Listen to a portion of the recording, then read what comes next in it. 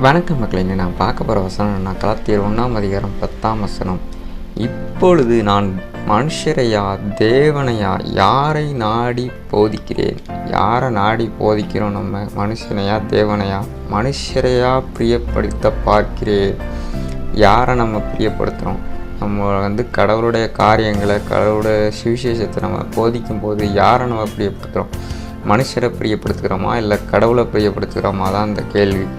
நான் இன்னும் மனுஷரை பிரியப்படுத்துகிறவனாயிருந்தால் நான் கிறிஸ்துவின் ஊழியக்காரன் அல்லவே. நம்ம மனுஷரை பிரியப்படுத்துகிறவனாக நம்ம ஊழியம் இருந்துச்சுன்னா அது கிறிஸ்துவோட ஊழியக்காரங்களே இல்லை. அப்படி தான் இந்த வசனம் நம்மளுக்கு சொல்லுது. நம்ம யாரை நம்ம ஊழியத்தை செய்யும்போது நம்ம யாரை பிரியப்படுத்துகிறோம்? மனுஷரை பிரியப்படுத்துறதுக்காக நம்ம ஊழியம் செய்கிறோமா?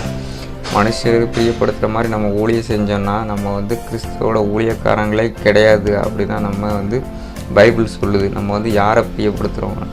மனுஷனுக்கு நம்ம நல்ல நீங்கள் நல்லா இருப்பீங்க, நல்லதாக இருப்பீங்க, நம்ம ஊழியத்தில் நம்ம கண்டித்து உணர்த்துகிறோமா? பைபிளாக தான் சொல்லுது. நமக்கு ஊழியக்காரங்களாக இருந்தால் நம்ம தவறுகளை கண்டித்து உணர்த்தணும். அதுதான் கடவுளுக்கு பிரியமான ஊழியம். நம்ம மனுஷனுக்கு பிரியமான ஊழியம் செஞ்சால் அது நம்ம கடவுளோட ஊழியக்காரனே கிடையாது. அப்படின்னு தான் அந்த வசனம் சொல்லுது. ஊழியம் செய்யும்போது எப்படி செய்கிறோங்கிறத நம்ம சோதித்து பார்ப்போம்.